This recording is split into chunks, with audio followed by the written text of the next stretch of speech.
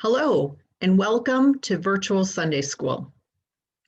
This week, our reading is from John 1.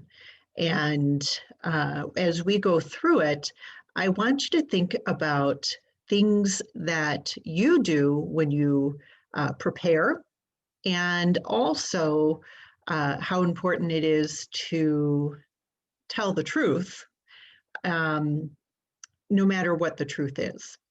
So I'm going to share my screen and we will go ahead and read from John 1.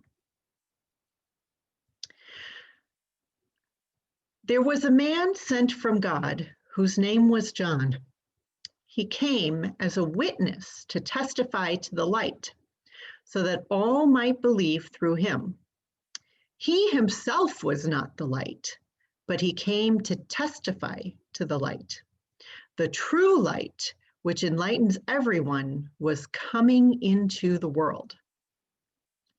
This is the testimony given by John when the Jews sent priests and the Levites from Jerusalem to ask him, "Who are you?"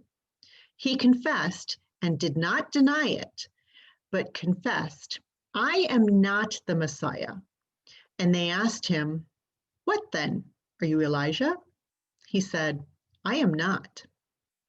"Are you the prophet?" He answered, "No." Then they said to him, "Who are you?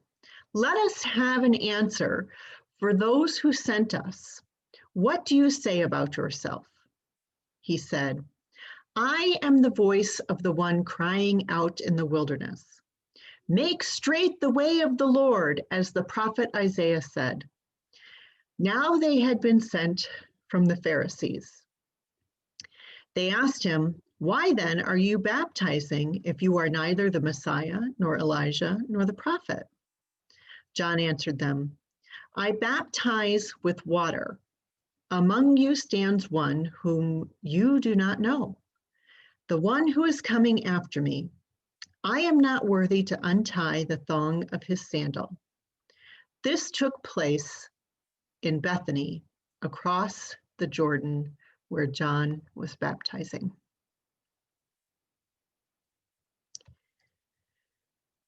So when I hear that story, we ask the question, and we ask this every week, what does that mean? So I hear a couple of things. Number one, they're asking him, "Who are you?" And it seems that they want to attribute their time only to either the Messiah or Elijah the prophet. And when he's saying that he's none of them, they're wondering, why should you be baptizing? Why should we listen to you? And what does John say? He says that he's the one in the wilderness crying out to say, basically, get ready. And so he still realized that he is very important. He's not the Messiah, he's not the prophet, but he is still very important.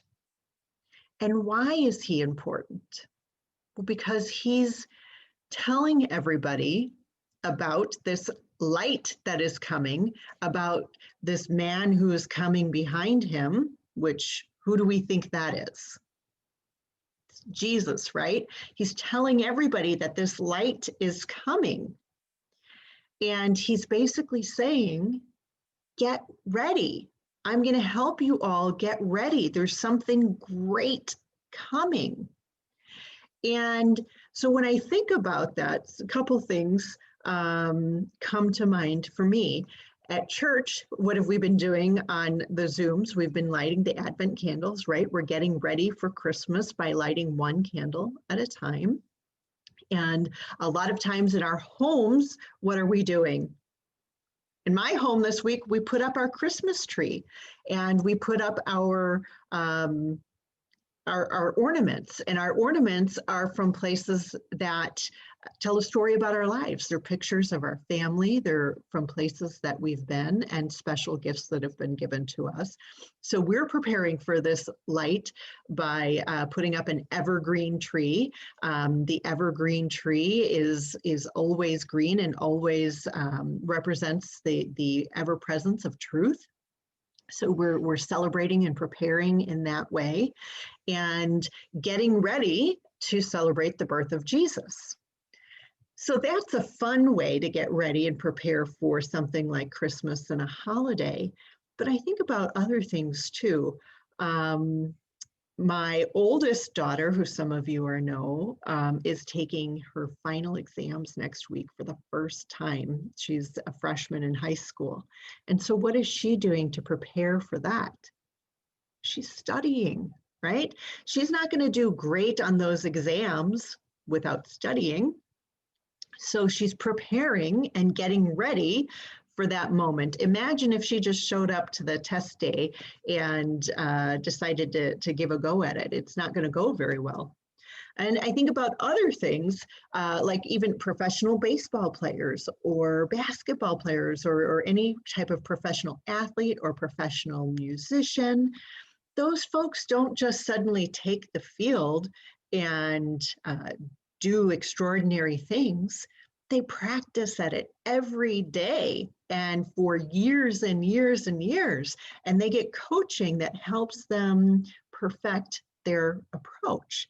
So they're practicing and they're getting ready for it. So I think the same thing when we think about Jesus and we think about Jesus coming, not only the first time as being born, but also as we've been told, that he will come again to judge the living and the dead, right? That's part of the Apostles' Creed. That some of the things that we all can be doing, like John during this time, is to be getting ready and to be prepared. And some of the ways that we've talked about that in the past are, taking a few minutes to clear our minds and making sure that we are taking care of ourselves, getting rest and food and those types of things, praying for people who are in need, praying for ourselves, and praying to praise God and to give thanks. All of those things are important things that we do to prepare ourselves and to prepare our hearts so that we can keep that light within us shining. So I hope those are some things that you can think about this week as you hear the lesson, and think about ways that you are preparing for Christmas right now and some of those traditions that you enjoy, but also what are some of the things that you are doing continually to prepare your heart to be talking about the light and living the light within you. So thank you for joining this week. Look forward to seeing you again next week.